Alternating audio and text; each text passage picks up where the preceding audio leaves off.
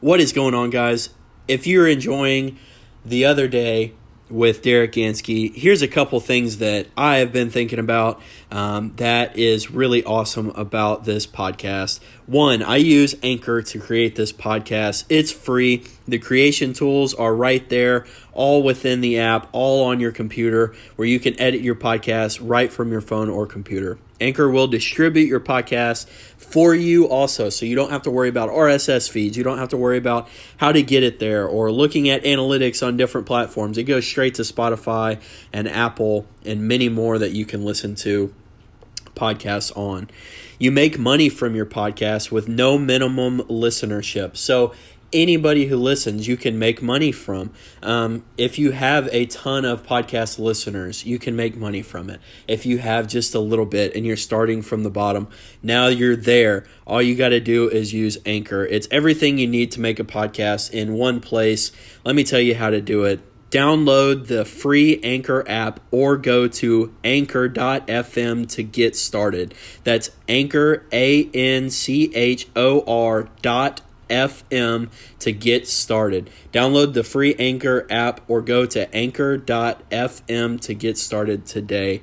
I can't wait to listen to your podcast.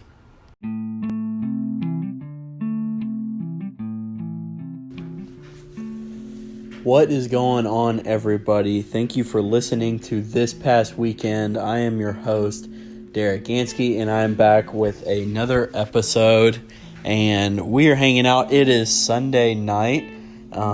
We are about to go into the first cold front of the year, and I'm stoked. So excited to have some cold weather come in, some weather that'll cool things down. And really make the fall feel like the fall. One of the reasons I'm most excited about this cold weather is, if any of y'all know me a little bit, I am extremely passionate about whitetail hunting. Whitetail is a species of deer native to Texas and all over the United States, and it's probably my favorite animal ever. But I am extremely passionate about whitetail hunting deer, and I've been hunting deer for my entire life. I was telling somebody the other day on a live video, you can go check it out at wideopenspaces.com, that in my live video, he was, asking about my passion in deer hunting and kind of what it entailed for me. And I told him that I had been deer hunting my entire life from the moment that I was conceived. My dad was already deer hunting. My brother was already deer hunting. As a toddler, I would toddle out to the deer stand, to the deer feeder to help old dad and my brother fill feeders. And I shot my first white-tailed deer at the age of 9 and remember every single moment about it. Funny instance about that I can kind of get to here in a little bit is the first time I ever shot a whitetail. It was a doe, and I shot it out of a high chair. But get to that story a little bit later, maybe down the road. But there a couple years later, when I was 11, I shot my first whitetail buck that I have on the wall at my parents' house. And so just you can kind of already get the gist. My passion for whitetail is pretty unmatched and very individualized to me. And so that is kind of the topic that I want to bring up today, and I'll dive into my passion a little bit. Is my topic for the day that I want y'all to think about, and maybe segment, if you will, that I want food for thought segment or something. I don't know. We'll see if segments come up in this podcast later. But an idea for you to kind of think about is what is your passion in life? Maybe it's not something tangible like mine is with whitetail hunting. Maybe it is your career. Maybe it's the people you love, or you're very passionate about leading people, or being a team leader, or a coach, or a motivator.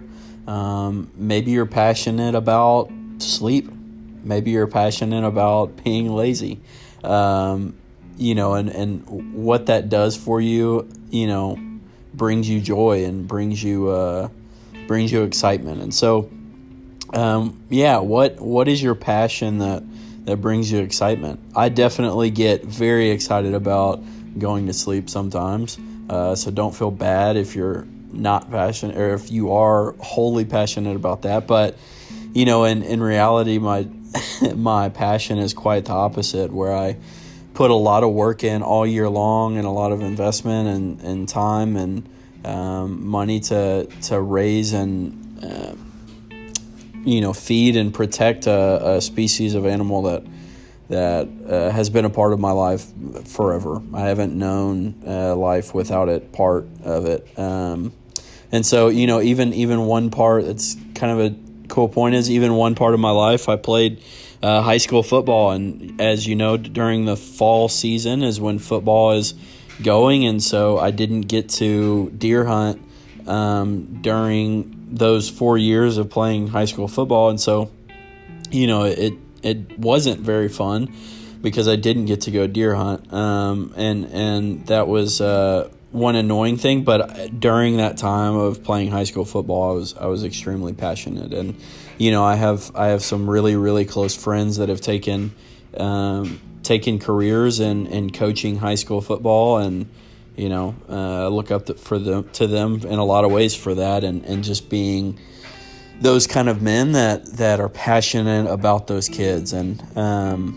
that passion is something that's going to last with them for forever, and it's going to last with those kids forever, because they're forever going to remember those moments on the football field, or those moments in the locker room, or on the bus, or at school in class with those two men, and they're going to be taken back at those moments where they learned a life lesson. And so that's really exciting and really cool. You may have heard in a previous podcast that I talked about one of the lessons I learned just being an offensive lineman of picking your head up and driving through the block and finishing through the whistle. And that's one of my favorite lessons and remembrances of getting quite literally yelled at on the football field and at practice. And that's a lesson that it taught me. So, going back to your passion, what does that look like? Do you get excited? Is it a thing that maybe calms you down, or gets you excited, or maybe it's something that excites you all the time, or maybe it's something that excites you just some of the time. I'm kind of thinking out loud here with explaining some of that, because deer hunting is very different. One of the things that, some leaders in the outdoor world and leaders in conservation talk about is how hunting in general, or how working to protect the species, not even hunting, is very rewarding in the long run, and very rewarding based off of kind of one big moment, or one big expanse of time. Maybe it's a week, maybe it's one hunt in particular. So it kind of depends, but a lot of times during a hunt, during conservation, going into these environments where these animals are living and where they're at, a lot of times these animals are in places that are uninhabitable by humans. I'm thinking out loud there with some of the areas where Rocky Mountain elk live, or something like that, but most of the time whitetails live in pretty inhabitable areas. But what my point here is, conservationists are making huge sacrifices to supply their passion and to supply their lifestyle of supporting a species like a whitetail deer. So, for me, I think I could be called crazy to a point, because being passionate about a whitetail deer is something that is kind of crazy. I spend weekend after weekend during the fall away from my friends, away from coworkers, away from anybody and everybody except for my family and hunting buddies, and that's only a handful of them. So I don't get to see a lot of people during the fall because I am so dedicated to chasing these whitetails and hunting them and making sure that their herd population is harvested and cultivated the best it can be. And so, with that, I might get one chance to take a deer to harvest an animal and feed my family with it. So that's why I put so much time in. It's insane, quite literally, that we sit out there for hours and hours on end in the freezing weather, in the burning heat in the early season, and sacrifice by putting the work in, building deer blinds, scouting with trail cameras, filling feeders. In different states, they don't even have feeders, and they can, they hunt mainly public land. So it's different for different deer hunters, but man, it's a sacrifice. I'll tell you that. And so, kind of diving into that a little bit, it is a sacrifice because last year I hunted every single weekend. So when I say every single weekend, I mean Friday night I drove 2.5 hours to the hunting property. I hunted Saturday morning, which means I got up at 5 a.m., hunted from 5 a.m. till 9 p.m. or 9 a.m., and then came back, got lunch, went back to the stand by 4 p.m., and then hunted that evening till it got dark. Same thing the next morning on Sunday. And I did that routine every single weekend until probably Christmas, right before Christmas. It was December 21st, actually, was the last weekend that we were going to hunt. And then we had a couple more weekends that we were going to try to attempt to take a doe just to have meat. But reason why December 21st is important is December 21st last year was the day that I shot the biggest deer I've ever shot, which is bullwinkle. And if some of y'all have been to my apartment, you can see bullwinkle. I have him shoulder mounted, and so super proud of him. He's my biggest deer ever shot. He's not the biggest deer ever. He's not the biggest deer I've ever seen in person by any means, but he's the biggest deer that I've ever had the chance to harvest and ever had the chance to raise, if you will, through a hunting property. And so bullwinkle he's an awesome buck. Very wide, 21 and 3/4 inches wide, scored 126. So like I said, not the biggest, but definitely a deer that I'm passionate about. And the reason why I'm passionate about him is, man, we hunted from October till December 21st. That is so many weekends, so many hunts. I didn't get to sleep late the entire fall last year, and it was all worth it. And it spurred my passion even more and pushed me to really realize what a work ethic looks like, because that is a work ethic, is going after a deer like that and getting so excited. Here I am at 24 years old, and I'm just sitting here minding my own business in the deer stand with Dad, and this deer walks out and makes my dad, who's in his 50s, speechless, and me speechless. And we've been hunting together for forever, for my forever. He's been hunting for over 30 years now, probably. And he walks out, and I said, "There's bullwinkle," and Dad goes, "Yeah," and I go, "Yeah," and he goes, "Yeah," and then I shot it. So the "yeah" means shoot him, but it was pretty breathtaking, and we both kind of sat there like, "Oh my gosh, that's a big buck." So it was exciting to say the least, and very very thought-provoking, because we definitely put in the work together last year to do this, and this year is no different. Not trying to make any difference. We are taking a little bit of a step back to make sure that we don't get as burnt out, but man, was it exciting to have the completion of a year like that happen in that way. So Absolutely incredible.